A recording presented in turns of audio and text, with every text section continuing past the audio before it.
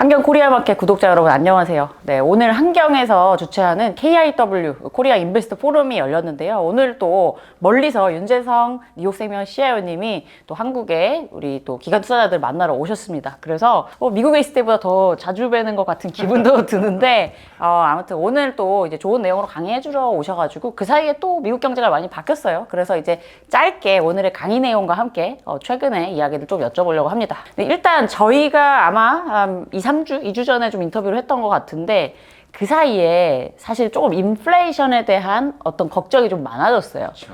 그리고 오일 프라이스 솔직히 이 정도로까지 예상을 못 했는데 원유 가격도 많이 올랐습니다. 그리고 그때 얘기를 해주셨던 게 페드가 금리를 한 번 더 올릴 수 있을 것 같다라는 얘기를 해주셨는데 지금 상황은 조금 그렇게 가는 것 같아요. 그래서 그때의 이야기들을 오늘 또 해주시는 계획이신가요? 예, 그렇죠. 그러니까 저는 마켓에 데이터가 나올 때마다 올릴 확률이 11월 달에 30%에서 50%로 오른 것 같아요. 네. 올라갔다 내려갔다 할 건데 오늘 밤에 CPI 넘버가 나오면 그게 사람들이 다 예상하기로는 낮게는 안 나온다. 네, 무조건 그렇죠. 높게 나온다. 이렇게까지 예상하는데 그게 뭐 낮게 나오면 또 마음이 바뀌고 이러는데 혼란이 많을 거예요. 그러니까 11월 달까지는 붙잡고 계세요. 근데 저는 한 번 더 올리는 거를 붙잡고 갈 거고요. 올리는 게 맞다고 생각하는 게 웨이지 인플레이션도 문제고 기름도 문제고. 그래서 저번에 우리 TLT 얘기도 오래 했는데 기름이랑 채권이랑 지금 코릴레이션 같이 움직이는 게 굉장히 높아요.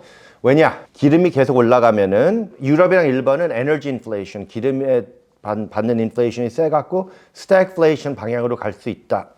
유럽은, 일본은 아직은 그 정도는 아니지만 미국은 레이버 인플레이션이지 에너지 릴레이드 스태그플레이션은 안 생긴다 그러는데 이 상황에서는 지금은 미국도 그 걱정을 조금씩 크게 할 거예요. 아직은 적지만 이렇게 되면은 기름값이 제가 작년, 재작년만 해도 막 120불까지 가면 팔았다, 두세 번 했는데, 지금은 한 100불까지만 가도, 네. 이제 90불 넘어서 100불 방향으로만 가도 걱정이 많을 거예요. 네. 왜냐면은, 컨슈머들이 돈이 떨어지고 있는데 기름값의 부담을 못 받을 것 같아요. 못 소화할 것 같아요. 그래서 기름값도 열심히 지켜봐야 돼요. 기름값이 지금 전망들이 나오는 거 보니까 그래도 80달러에서 90달러 사이는 유지를 할 것 같다라는 전망도 있고 그러니까 WTI 기준으로 100달러를 찍을 것 같다는 생각들도 있어요. 혹시 그러면은 피크 이런 거를 지금 어느 정도로 예상하시는 범위가 있나요? 이것도 지금 정부 경제도 정부가 하도 피스컬을 그렇게 못 쓰는데도 억지로 써갖고 문제를 일으키고 네. 기름값도 사우디, 러시아가 자꾸 조정해서 이거는 진짜 프리 마켓이 아니에요. 네. 힘 있는 사람들이 다 조정하는 마켓이라서 좀 지켜봐야 돼요. 근데 이 상황에서 supply, demand, supply가 모질라는 상황에서 demand는 유지되고 있고 경제는 잘 굴러가고 있고 이러다가 하루아침에 딱 꺾여요. 그러면 와장창 다 무너지는데 그렇게까지 아직은 예상은 안 하지만 그 걱정이 생겨서 지금 90불 찍힌 때 우리는 기름을 좀 줄이고 섹터를 얘기하면 유틸리티가 너무 깨졌어. 그걸 좀 늘렸어요. 네.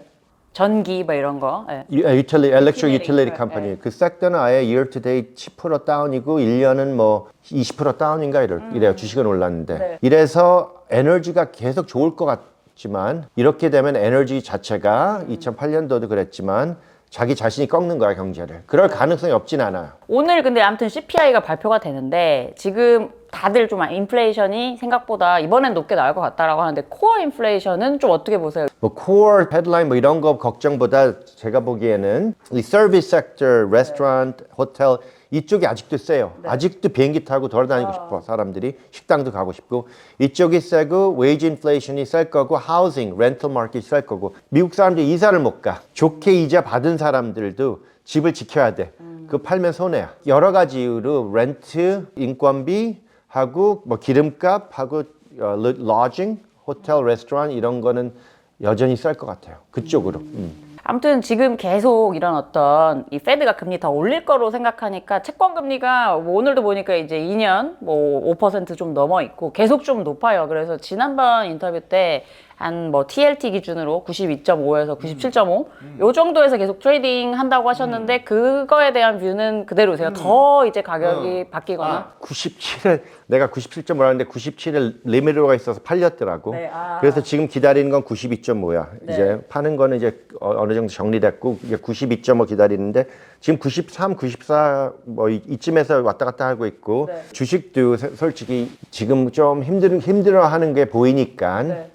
8월 데이터가 좋으니까 9월에 나오는 데이터들은 다 좋게 나오겠지만 이제 지금부터 조금씩 데이터가 약해지지 않을까, 경제 데이터가. 그걸 기대하고 있어요. 근데 그게 안 되면은 연말에 랠리 가능성도 말씀드렸죠, 저번에. 네, 그렇죠. 그러고 그럼 내년에 꺾이지 않을까. 저는 주식을 별로 안 좋아하고 아예 채권 이자가 높고 corporate bond, high yield, 저는 short duration 짧게 가는 프로덕트가 있는데 5년 안으로 그거를 actually overweight 많이 갖고 있어요. 왜냐? 하이힐드도 주식이 깨지지만 duration이 짧고 퀄리티가 좀 좋은 하이힐드니까 위험한 채권 안에서도 좀 덜 위험한 거. 네. 이러니까 이자를 높게 받고 네. 만약에 가격이 떨어져도 망하지만 않으면 계속 다시 굴러가면서 쿠파를 좋게 줄 거니까 그거를 믿고 경제가 제가 예상하는 심한 소프트 랜딩이나 약한 불경기가 그렇게 막 하일들 다 망가뜨리지는 않을 것 같아요. 주식은 밸류에이션이 너무 높아서 네. 좀 걱정하는 거고. 최근에 좀 일본 상황도 약간 여쭤보고 싶은데 최근에 또 이런 어떤 일본도 약간 그 일드 커브 컨트롤 이런 것들 조금 바꿀 수도 있고 막 이런 것 때문에 여기 상황이 어떻게 돌아가는지 좀 궁금하거든요. 일본에 최근에 좀 다녀오셔 보니까 일본 경제는 좀 어떻게 보이시나요? 그렇죠. 일본은 4월, 6월 저번 주 갔다 왔는데 네. 4월 달은 CEO분들이 다 yield curve 컨트롤을 한 7월 달쯤 풀 거다. 키시다가 lower house election 그거 한 다음에 근데 lower house election이 안 되고 위에다 그 BOJ 거버너도 내년으로 민다 이렇게 말씀하시더라고요 CEO분들이. 근데 지금 이 상황 그러면 내가 그때 일본 주식을 4월 달부터 사고 더 했는데 unhedged 환율을 해지를 안 했어요. 그래갖고 아쉽죠. 그런 상황이 되면은 환율이 약해질 게 뻔히 보이는데 그래서 약해졌어요. 그래서 149까지 찍었더라고 저번 주에. 그래서 지금은 147 이쯤에 머무는데 이게 왜 그러냐? 위에다가 드디어 위지를 보여줬어. 왜냐? 프레셔를 받을 거 아니야. 나도 150 가면은 이제 두고 보자도 생각을 했어. 그리고 그 말도 했고 일본 기자들한테 작년에 그러다가 150 가니까 조금 풀었고 지금 위에다도 이게 이렇게 가면은 왜냐면 일본도 에너지 인플레이션이야 다. 맞아요. 그죠? 아예 인건비도 못 올려. 그래갖고 경제가 그렇게 썩 잘 되는 건 아니지만 왜 일본을 주식을 샀냐 다시 정리하면은 corporate action, governance를 굉장히 좋게 가고 있어요. 그래서 일본 주식들이 아예 현찰이 많은 회사들이 많아. 근데 사장들이 돈을 못 써. 계획이 없고 좀 겁이 많아. 투자를 못해 캐펙스를 못하고 현찰을 끼고 있어. 네. 그래서 이걸 어떻게 푸냐? 그래갖고 이거 book value 1 밑에 있는 사람들은 1 밑에 있는 사람들은 그 스톡 엑스체인지 추천한다. 그래서 catalyst가 됐어. 그래서 이게 아예 좋은 catalyst야. 뭐가 싸고 싸면은 catalyst가 필요해. 반등하려면. 근데 이 catalyst가 좋은데 next step 뭐가 더 필요하냐? 난 1년 정도 들고 있겠지. 더 길게 들으려면 뭐가 보여줘야 된다. 뭐가 보여줘야 되냐? 키시다 프라임 미니스터가 그 사장들 회사들하고 합의를 해서 뭘 해야 돼. 방향은 좋게 가고 있어. TSMC가 공장 큐슈에 짓고 홋카이도에 무슨 다른 회사 들어오고 막 조금씩 좋은 변경이 보이는데 아직은 확실히는 안 보여. 그래서 그거 보여달라. 그렇게도 말했어. 신문사한테. 그래도 그때 중국 주식보다는 일본 주식을 좀 좋게 본다고 한다는 그거는 뷰는 그대로 가지고 계신 거죠? 그치. 아예 중국이 일본 같이 되는 것 같아요. 중국 정부는 뭐 크라이시스를 막을 위지는 있고 능력은 있는데 그러면 어떻게 되는 거야? 일본 같이 막고 이러는 것 같은데 아직은 중국은 지금 막는 상황이고 중국 부자들이 돈을 빼가고 싶어 하지. 다른 나라로. 그치. 어떻게 돈 빨가냐 고민하지. 어떻게 투자를 하냐 고민을 안 하는 상황에 내가 왜 투자를 해. 그게 내 스탠스야. 중국은 아직. 아, 그렇죠.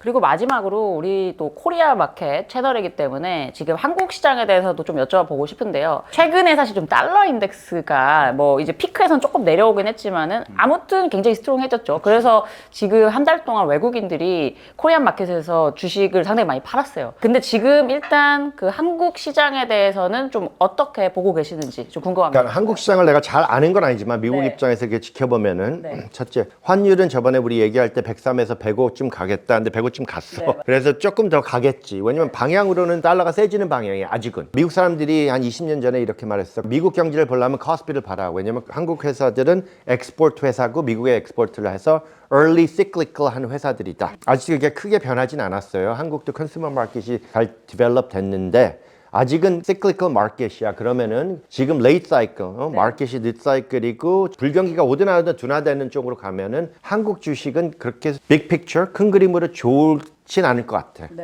그리고 세미컨덕터도 뭐 3분기에 이제 버텀이고 이제 올라간다 그러는데 아직은 아닌 것 같아.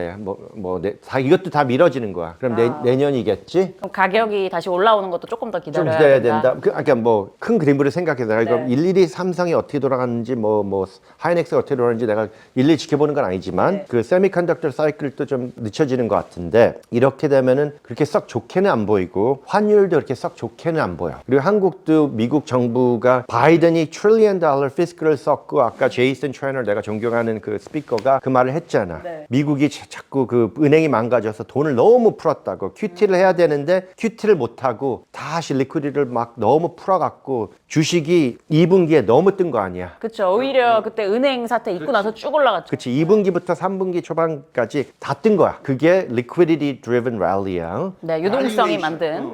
earnings는 그냥 옆자리 살짝 약해졌는데도 그 magnificence는 막 떴어. 엔비디아 빼고는 거짐 다 옆자리야. 맞아요. 구글, 애플 다 earnings가 내려갔어. 그래도 막 떴어. 이런 랠리는 liquidity가 만든 거니까 이제 liquidity가 또 긴축이 되고 있어. 드디어 좀 심하게.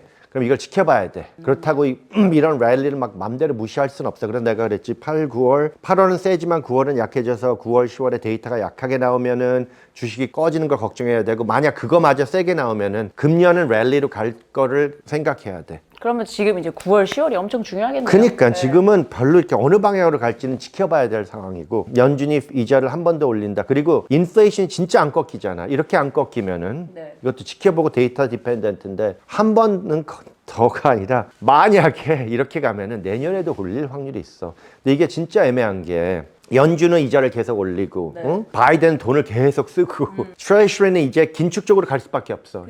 데틸링 때문에 트레이셔리를 못 팔고 돈을 써서 그것도 QE였어. 근데 이제는 돈은 여전히 쓰지만 돈 쓰는 것보다 이슈언스를 더 많이 하면은 이것도 QT야. liquidity drain. 긴축이 더 세질 거야. 미는 사람이 있으면은 당기는 사람이 있고 이래서 이걸 지켜봐야 돼. 그리고 끝에 가서 컨슈머들이 돈이 언제 떨어지냐.